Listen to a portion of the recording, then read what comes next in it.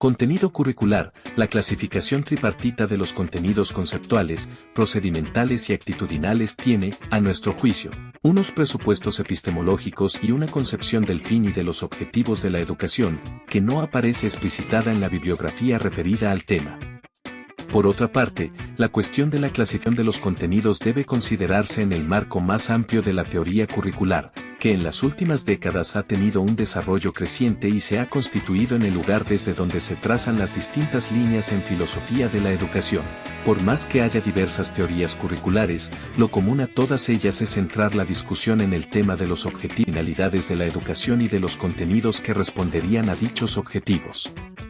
Desde el punto de vista histórico, en el presente siglo la teoría curricular ha subrayado tres grandes tipos de finalidades: el logro de la socialización, entendida como un proceso por el cual el alumno adquiere las normas, valores, los modos de vida que permiten insertarse en los distintos contextos sociales; el desarrollo de habilidades o competencias relacionadas con los procesos evolutivos y apoyadas en estos; la promoción de la crítica social, ordenada a su vez, a la transformación de las condiciones sociopolítico-culturales. Con frecuencia se han combinado estas finalidades, se ha subordinado a las otras, de acuerdo con la vigencia de distintas corrientes filosófico-pedagógicas. La primera finalidad enunciada responde a la concepción positivista de Durkheim, quien rechaza explícitamente el término pedagogía por su compromiso con la filosofía. El perfil académico profesional se conceptualiza como la caracterización académica y personal del tipo de profesional que desea formar la institución de educación superior, para que responda a las necesidades y expectativas de cambio social, político, cultural, científico, tecnológico y laboral. Moral y Herrera, 1998. Un perfil elaborado, en forma participativa, con todos los interesados e involucrados en la planificación curricular de una carrera, lo convierte en el instrumento que orienta las etapas posteriores del proceso de diseño del plan de estudios. Una vez elaborado o rediseñado el perfil académico profesional, es necesario organizar y estructurar los contenidos programáticos. Estos posteriormente, dan origen a los cursos que conforman el plan de estudios. El diseño de plan de estudios que prevalece en las carreras universitarias en general tiene énfasis en la formación académica. Los lineamientos que se proponen pretenden organizar y estructurar los contenidos programáticos, de manera que se logre un equilibrio entre la formación académica y la formación personal. Ese permite mantener en niveles aceptables el desfase entre la formación académica personal y el desempeño profesional. Esta propuesta se sustenta teóricamente en el enfoque curricular holístico, el cual se considera como la alternativa curricular que promueve un cambio de actitud hacia el proceso de enseñanza y aprendizaje y la forma de lograr un equilibrio entre la formación académica y personal del profesional. La concepción curricular de las carreras universitarias en la época actual debe promover la adquisición de conocimientos más duraderos y significativos. La calidad en el desempeño profesional depende, en gran parte, de la capacidad que el individuo haya adquirido para analizar, reflejar, interpretar y contextualizar la información. Mora, 1996. El enfoque holístico ofrece una salida, ya que representa un cambio de la fragmentación por la integración del pensamiento, de la enseñanza y del aprendizaje. Miller, 1994-99. Enfatiza en la transmisión de la información en forma integrada y de manera participativa y dinámica que le permita al estudiante construir su propio conocimiento. Promueve la integración de todos los aspectos endógenos y exógenos que intervienen en el proceso enseñanza y aprendizaje. La premisa de este enfoque parte de la relación entre la realidad, el ser humano y la acción. Elichiri, 1990, UNESCO, 1991 y Quirós y Mora, 1992. La educación holística. La educación holística no es un método de enseñanza sino una filosofía social basada en el respeto a la vida y en una profunda consideración por las potencialidades humanas. Miller, 1994. Este tipo de currículum refiere al análisis de dos temas básicos: la manera en que está organizado y estructurado el contenido y la naturaleza del contenido mismo. Esos factores, estructura y contenido del currículum, se encuentran intrínsecamente unidos y reflejan algunas hipótesis acerca de la relación entre información o datos y conocimiento. Para el autor, estructuración del contenido curricular se debe realizar mediante un enfoque activo. En este caso, la información viene siendo como las piezas de un enorme rompecabezas y, el conocimiento la imagen del rompecabezas, o sea, el contexto que le da sentido a las piezas. Para armar un rompecabezas el primer paso es mirar la imagen, de esta manera el sujeto sabe qué imagen buscar y cómo juntar las piezas. Este tipo de currículum es la perspectiva integrada, holística, étnica y contextual.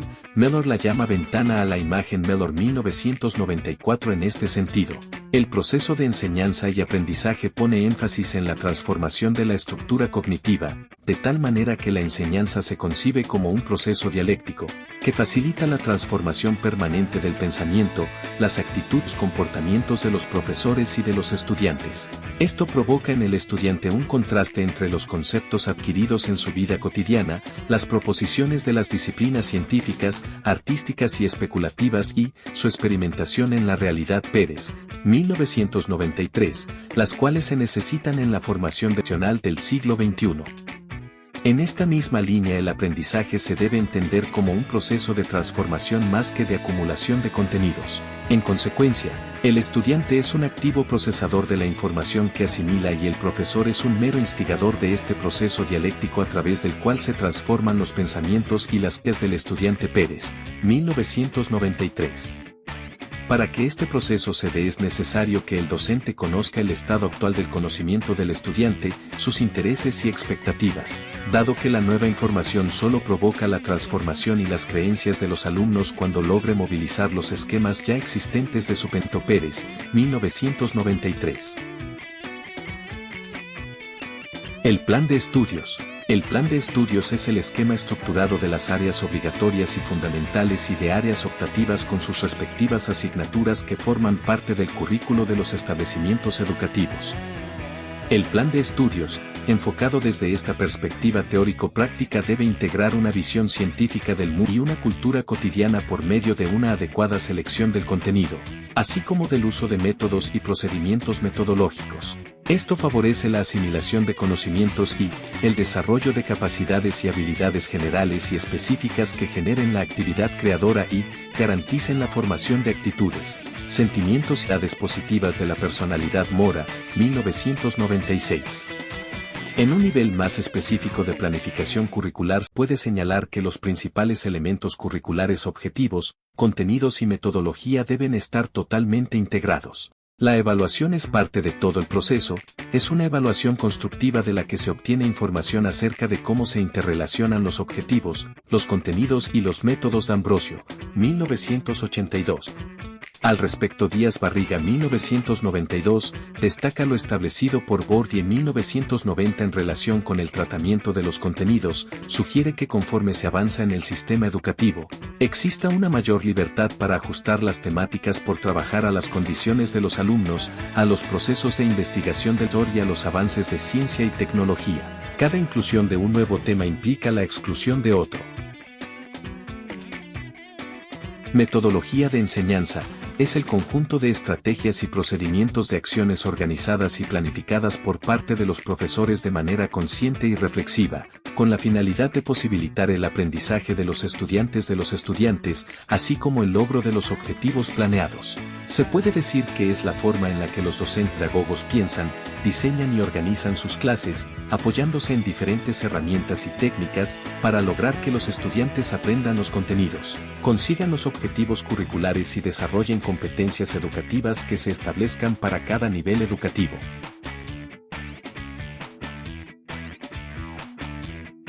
Tipos de metodologías educativas. Aprendizaje basado en proyectos, ABP. Esta metodología permite crear aprendizajes gracias a la realización de una producción concreta.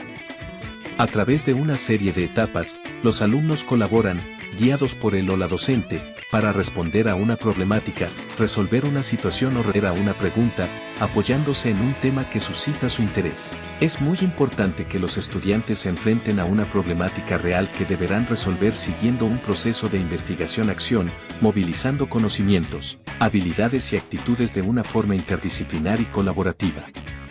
Características principales: se trata metodología activa, en la que las y los alumnos son los protagonistas de su aprendizaje, investigan, crean, aprenden, aplican lo aprendido en una situación real, comparten su experiencia con otras personas y analizan los resultados. Ellos elegirán, en la medida de lo posible, la problemática que desean abordar, entre varias opciones de manera totalmente libre, en función de su nivel, y trabajarán en equipo para resolverla. Un desafío interesante y motivador hace que alumnas y alumnos aprendan porque necesitan nuevos conocimientos para resolver un problema que les interesa y les afecta. Si además el proyecto tiene una utilidad social, un resultado que beneficia a otras personas, habrá un impacto positivo en la autoestima de los participantes y la motivación será aún mayor. El anclar los cursos en la realidad social permite a los jóvenes comprender el sentido práctico de las enseñanzas. Al aplicar en la práctica sus conocimientos, se adquieren aprendizajes más pragmáticos, valiosos y duraderos. Los estudiantes construyen los aprendizajes durante el proceso. Se trata de una metodología centrada en el alumno y la alumna como sujetos que aprenden y no tanto en el docente como transmisor de conocimientos. Sin embargo, este nuevo papel no es sencillo. Hay que motivar y orientar al alumnado para que asuma e interiorice su nuevo rol como algo que le enriquece. Las y los docentes orientan, motivan, proporcionan herramientas, recursos y contactos, así como un marco de referencia teórico que dé una guía y permita la complementariedad entre las sesiones de clase y las sesiones de práctica.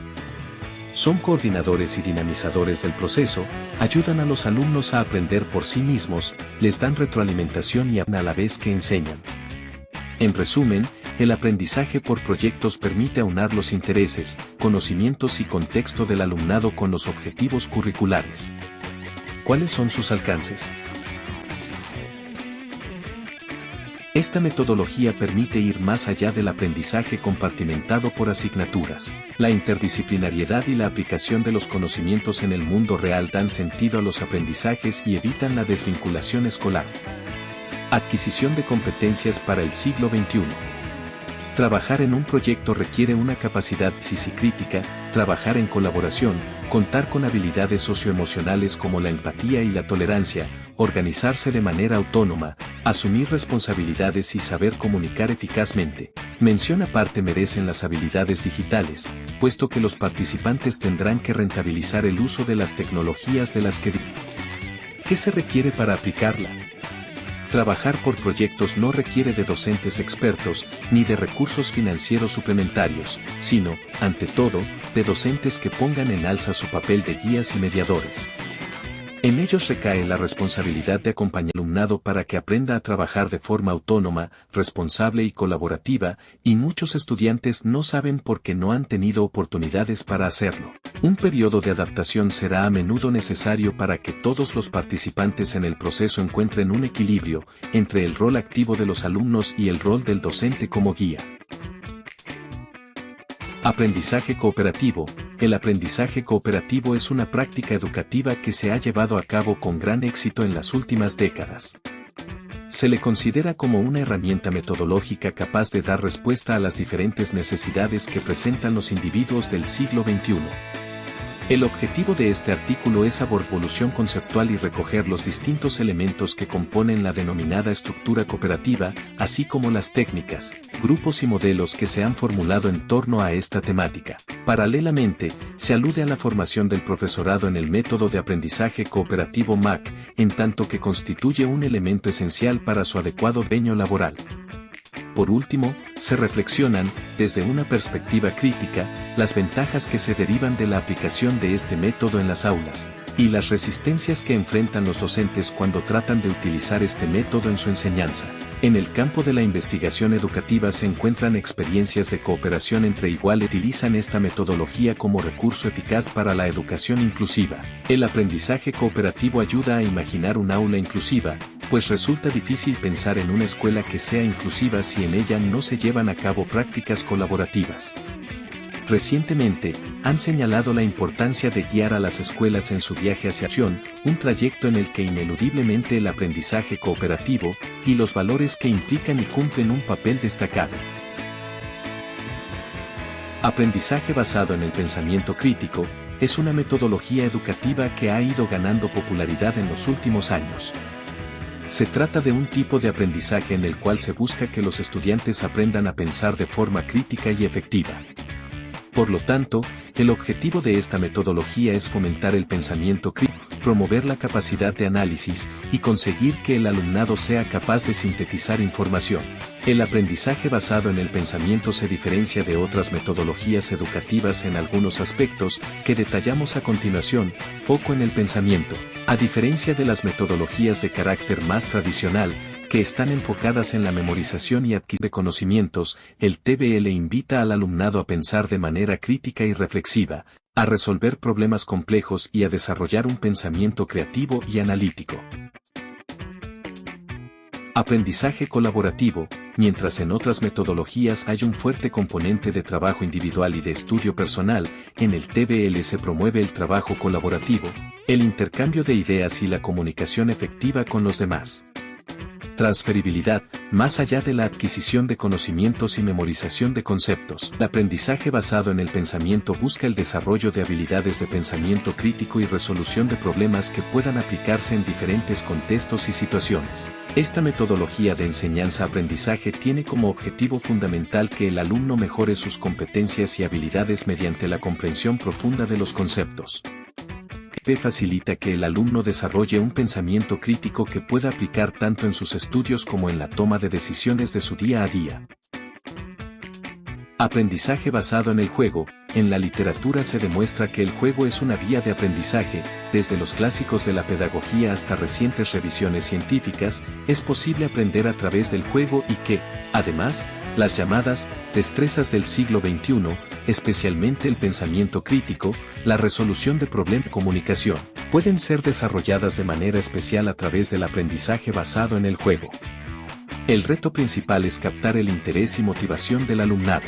Gracias a los juegos esto puede ser una tarea más sencilla porque el propio diseño del juego, cuando este es de calidad, nos encontramos en un juego basado con profundidad e intensidad. El aprendiz se podrá aprender mucho más rápido y fácil. Enseñanza personalizada es un enfoque educativo cuya finalidad es que el aprendizaje se ajuste a las fortalezas, necesidades, habilidades e intereses de cada estudiante. Cada estudiante recibe un plan de aprendizaje basado en lo que sabe y en cómo el estudiante aprende mejor. La personalización de la enseñanza es un concepto amplio que se refiere a la adaptación de las metodologías de enseñanza según los intereses y necesidades de cada alumno. Con la personalización de la enseñanza, los centros educativos dan prioridad a los enfoques centrados en el alumno. Además de invertir en diferentes modelos de aprendizaje y prestar atención a las distintas capacidades de los estudiantes, desde su facilidad para una asignatura hasta su disfrute de un hobby, los métodos tradicionales son cada vez más cuestionados. Después de todo, si las personas son diferentes, ¿cómo podemos esperar los mismos resultados sin cambiar la fórmula de enseñanza? De este modo, la enseñanza personalizada transforma al alumno en protagonista de su propia historia. La institución proporciona todo el apoyo necesario, pero es el estudiante quien debe dirigir su camino de estudio y organizar su rutina. Aprendizaje autónomo. Es una forma de potenciar la capacidad del estudiante de aprender por sí mismo, a través de la realización de actividades de aprendizaje que complementen las que realiza habitualmente en la clase. Se canaliza como un instrumento que el profesor pone en manos del estudiante, para orientarlo en la adquisición de conocimientos cuyo grado de complejidad es relativo y en que estos se encuentran representados en abundante bibliografía. La clase magistral es aquella en la que el profesor se dedica a exponer un tema, sin posibilidad de preguntas o interacción del alumno. La clase magistral es una clase expositiva, en la que el profesor desarrolla una materia unilateralmente, y esta dichosa clase se caracteriza por unidireccional, esto es, el profesor que sabe transmite sus conocimientos a su participación de sus alumnos que no saben, más que para realizar preguntas. El conocimiento es transmitido desde el profesor a sus estudiantes, quienes se limitan, por regla general, a escribir o tomar apuntes del discurso del profesor. Es aquel monólogo en que el profesor como experto en el tema expone sus conocimientos u opiniones de un tema, pero sin interactuar con alumnos. He entendido la clase magistral como una exposición continua, sin pausas ni intervenciones de terceros, de un profesor sobre un determinado tema. Tutorías o apoyo técnico. La tutoría técnica la desempeñan profesores que no han sido designados como tutores de ningún grupo de alumnos. Esta tutoría también se conoce como asesoría académica, en la cual el estudiante solicita la colaboración de un docente con cierta experticia en determinada área. Aprendizaje por repetición. El aprendizaje repetitivo consiste en reiterar muchas veces la lectura de un escrito, en general por oraciones y en voz alta, a las que se le van agregando otras en forma progresiva, hasta que se aloje en la memoria y seamos capaces de reproducirlo literalmente sin comprenderlo. Sus etapas son: 1. Seleccionar el problema o ejercicio más, así como la solución. 2. Presentar a los estudiantes el problema o ejercicios. 3. Dar respuesta. 4. Evaluar. Resolución de ejercicios. Se trata de pedir a los estudiantes que apliquen los conocimientos y habilidades adquiridas para resolver un ejercicio o problema. Es una metodología que se basa en la indagación para encontrar una solución a un enunciado incompleto. Trabajo individual o en grupo, mediante la dinámica en la que el docente establece el tema y los estudiantes le presentan el resultado después de haberlo realizado por su cuenta. Gracias.